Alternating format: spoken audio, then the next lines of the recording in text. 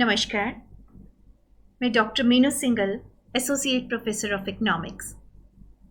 Today I'm here with you with a very simple topic, inflation. And despite the fact that this chapter is very simple, it is as important as well. आइए हम लोग समझते हैं inflation यानी मुद्रास्फीति का मतलब क्या है। मुद्रास्फीति का मतलब होता है कीमतों का, वस्तुओं और सेवाओं की कीमतों का बढ़ना। एक समय अवधि से रिलेटेड है ये। It is naturally related with the time period. अब वो टाइम पीरियड अक्सर हमारा साल होता है। अदरवाइज आप हफ्ते में भी देख सकते हैं कि over last 1 week how have the prices behaved, कि पिछले एक हफ्ते में कीमतें बढ़ी हैं या कम हुई हैं, पिछले महीने में कीमतें बढ़ी हैं या कम हुई हैं, but normally it is over a period of time.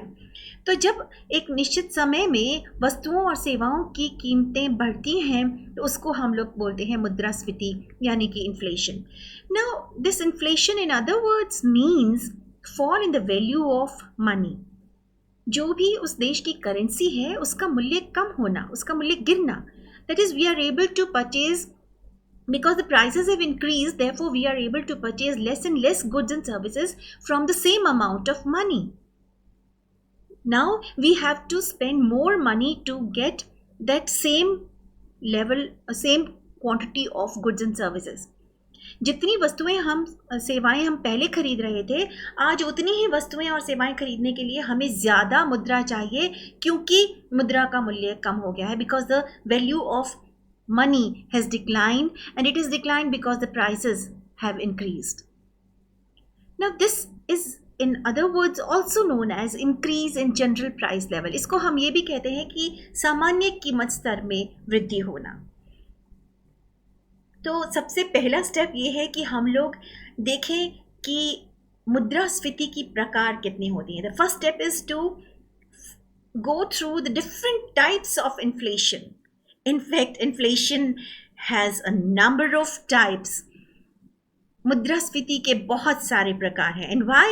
Because it has been classified variously. इसको कई तरीके से इसका वर्गीकरण किया गया है और हर वर्गीकरण से आप इसको अलग अलग तरीके से कई प्रकार इसके देखेंगे।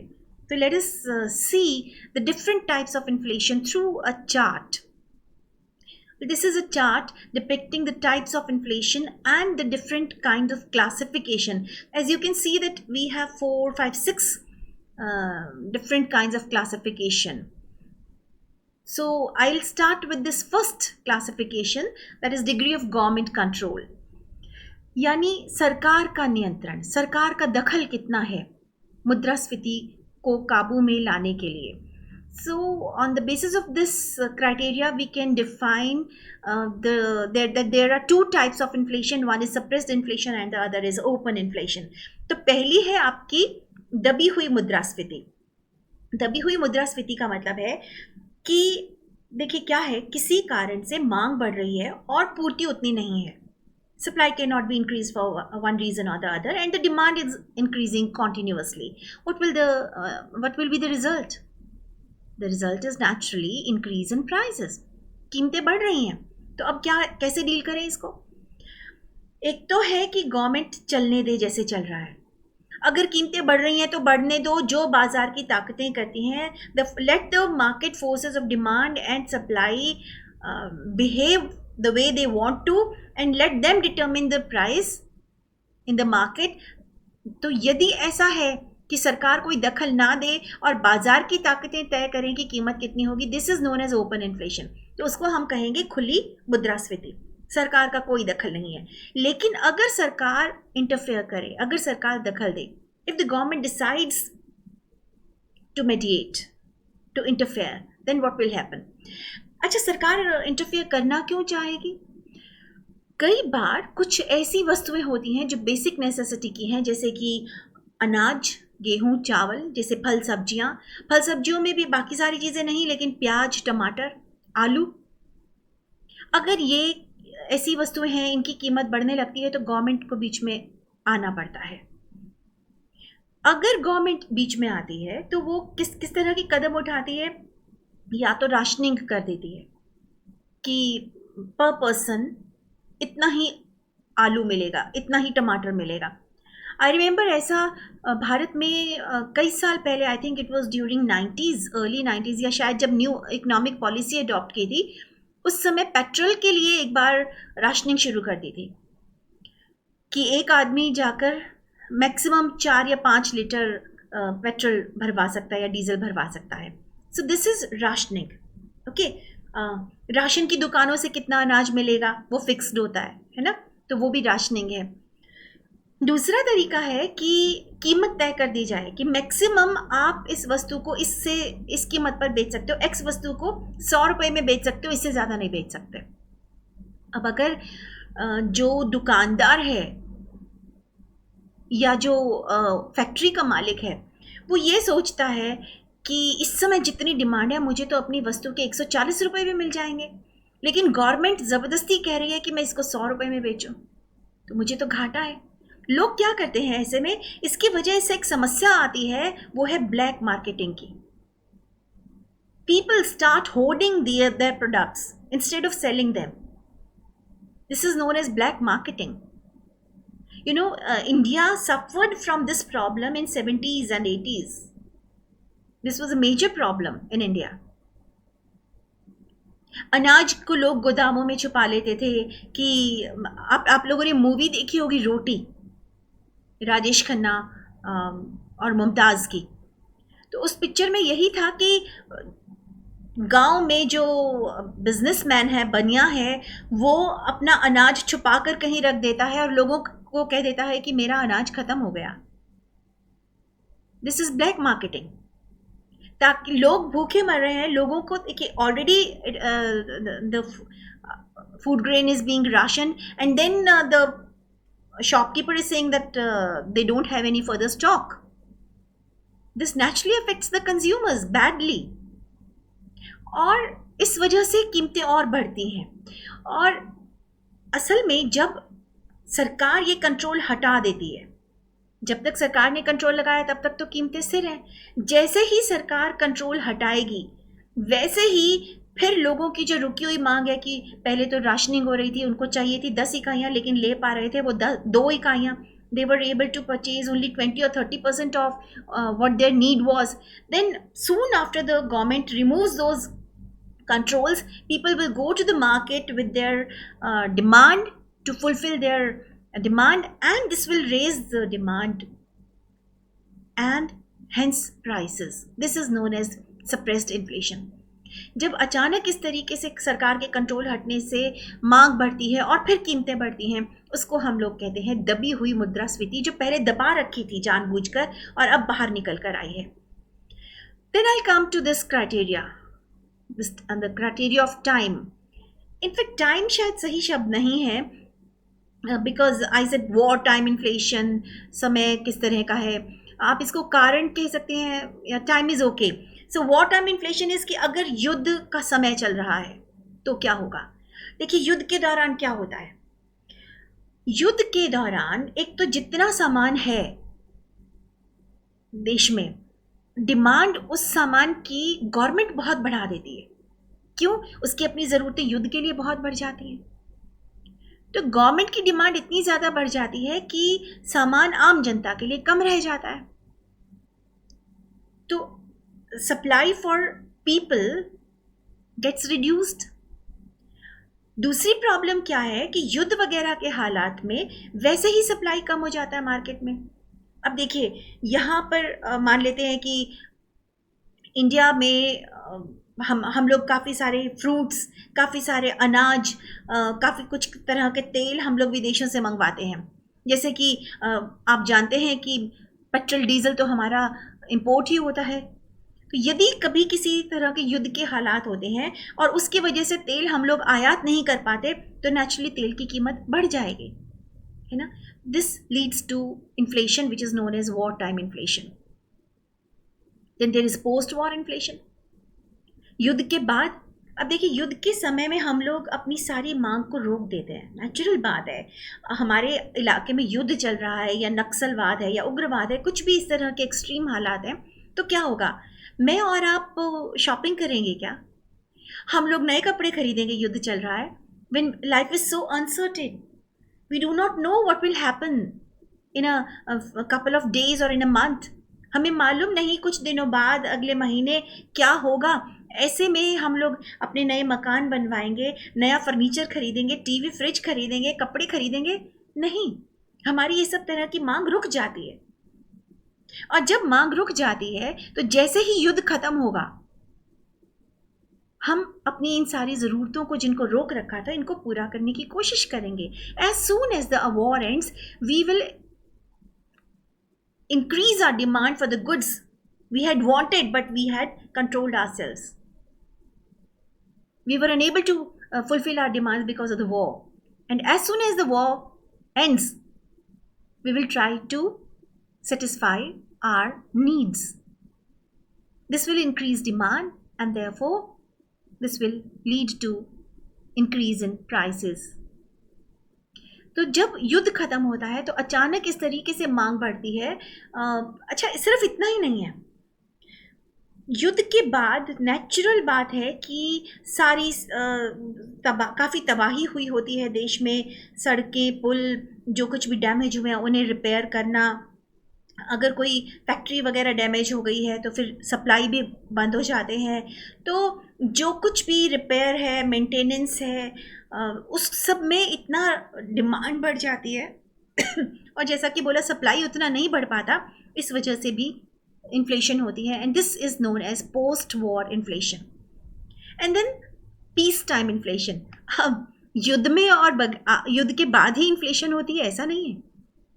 मुद्रास्फीति तब भी होती है जब सब कुछ सामान्य हो।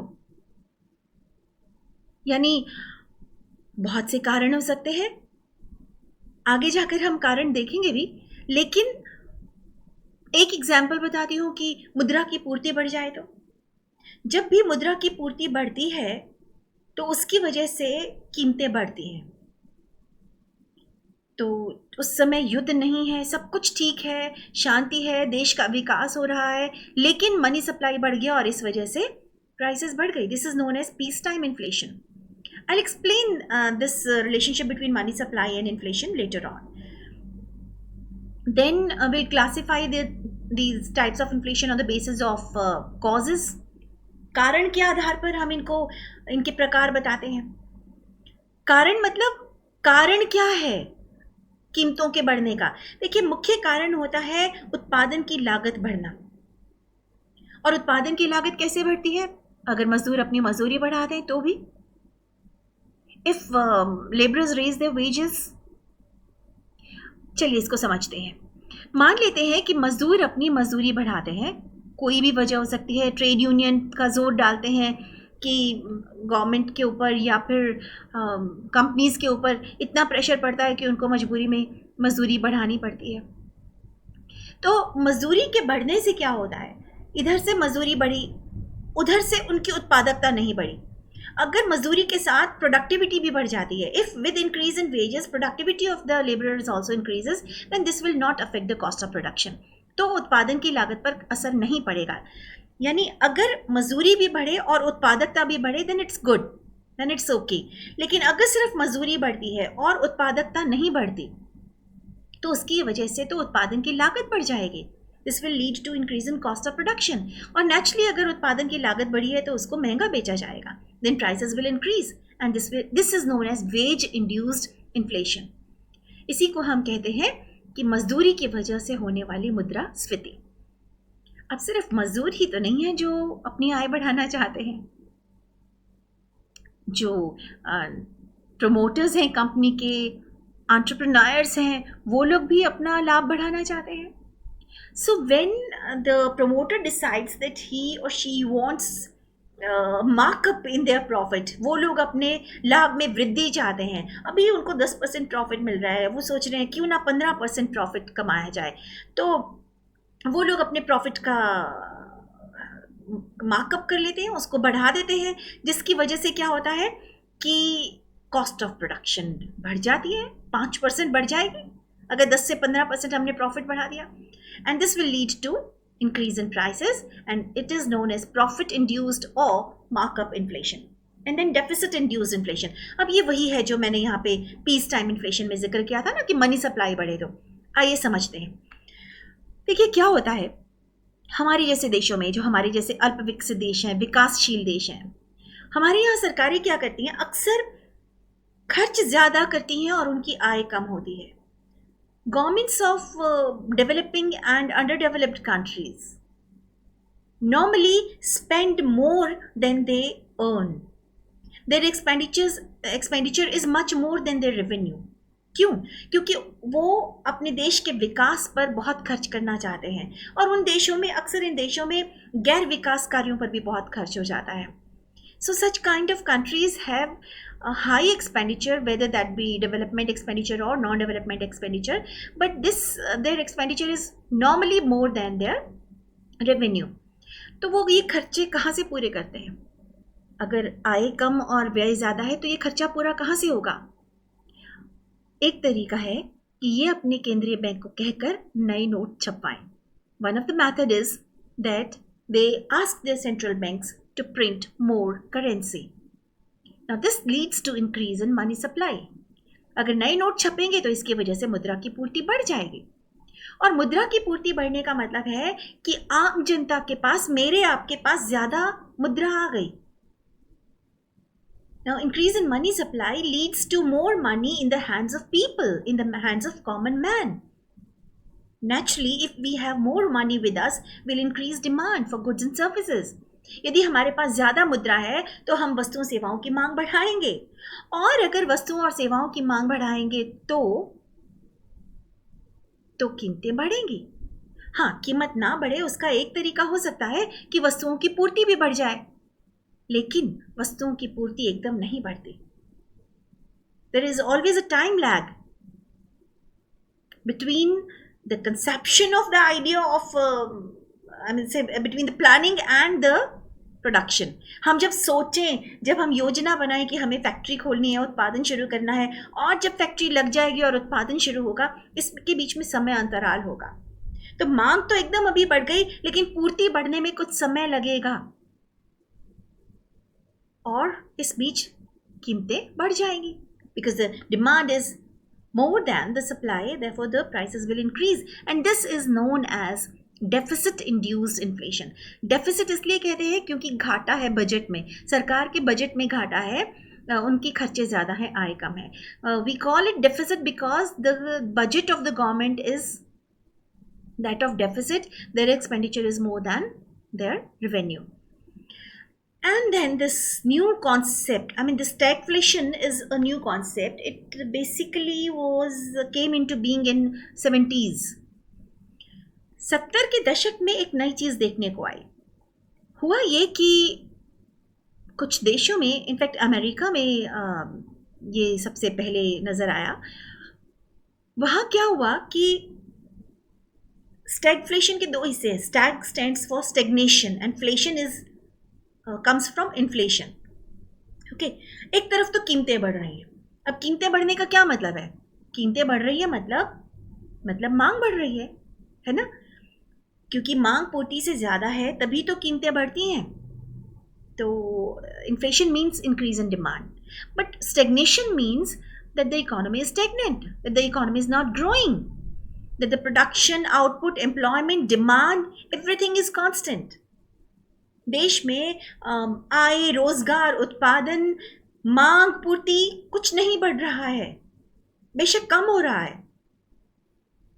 तो जब मांग बढ़ ही नहीं रही तो फिर कीमतें कैसे बढ़ रही हैं? How come there, how can you, till then nobody has experienced these two things together.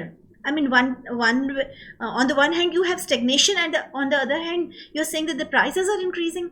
एक तरफ आप कह रहे हैं कि अर्थव्यवस्था में बिल्कुल ठहराव आया हुआ है, कुछ विकास नहीं हो रहा. दूसरी तरफ आप कह रहे हैं कि कीमतें बढ़ रही हैं. ये दोनों चीज़ें तो पहले कभी देखी नहीं गई.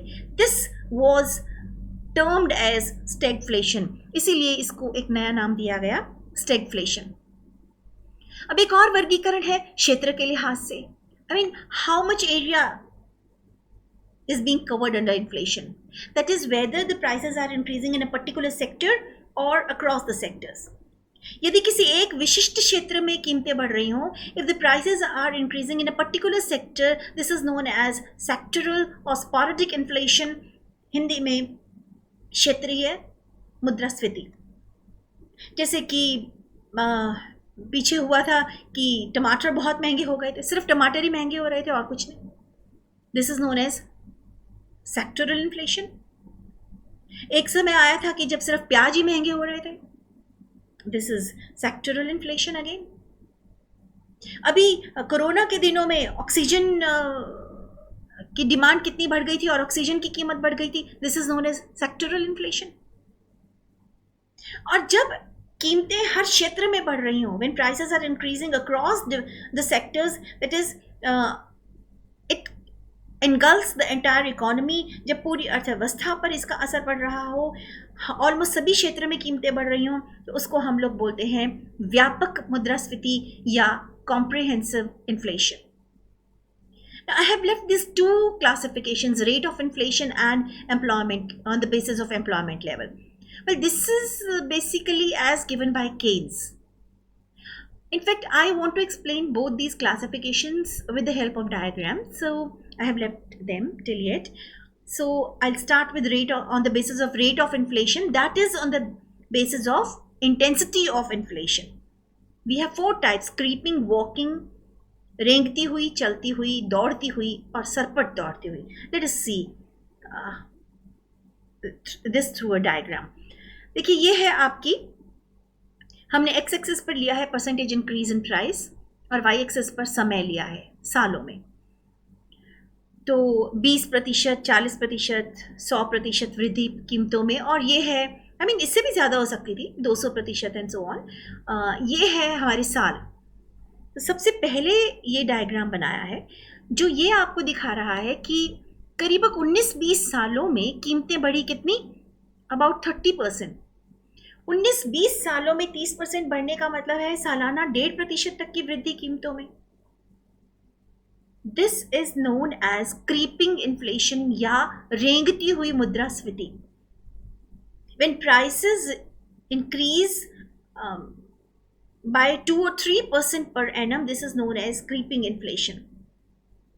जब सालाना कीमतें हद से हद 2-3% बढ़ें तो उसको हम रेंगती हुई मुद्रास्फीति कहते हैं. Now this kind of inflation is considered to be a healthy for the economy.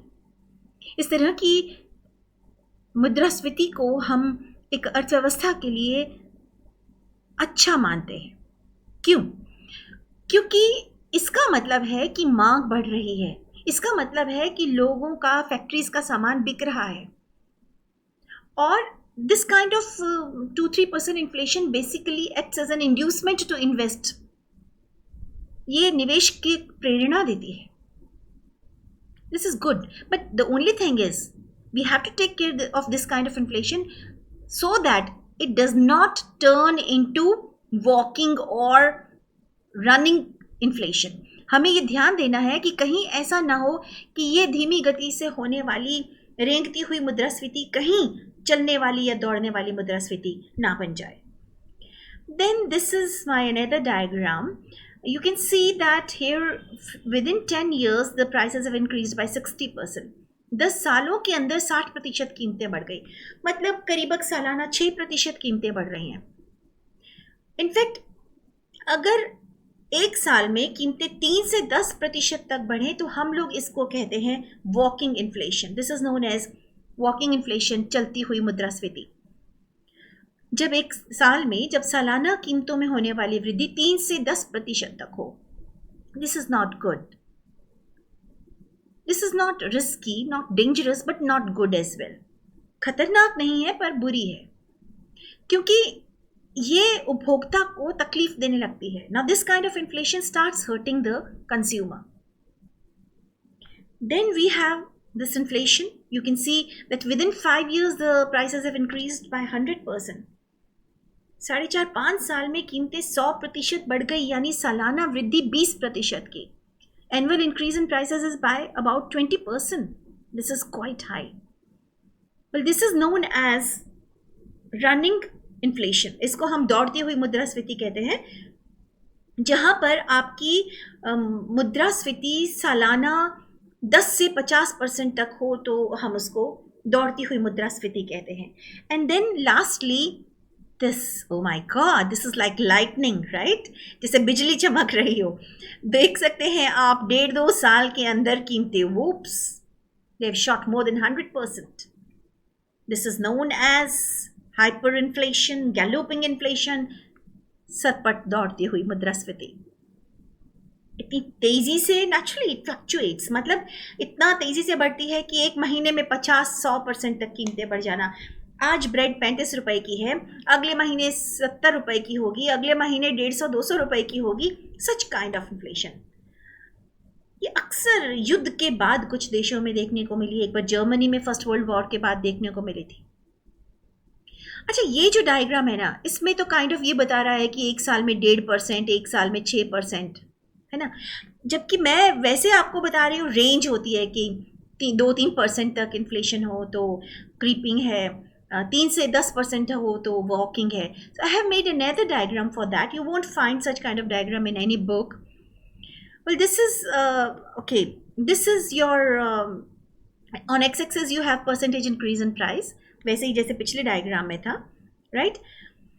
और यहाँ है आपका, आपने सिर्फ एक साल लिया है, एक साल लिया है मतलब बस एक साल में आप देखेंगे कि कितनी वृद्धि हो रही है। तो this is your creeping inflation, कि आपने देखा कि अगर एक साल में कीमतों में वृद्धि 0 से 3% तक हो, दिस इज ओरिजिन ना, 0 से 3% तक मुद्रास्फीति हो तो हम इसको बोलते हैं creeping inflation.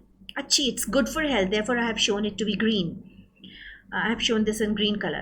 Well, then this is in blue we have walking inflation, कि 3 से 10% तक की मुद्रास्फीति हो जाए तो हम इसको बोलते हैं चलती हुई मुद्रास्फीति।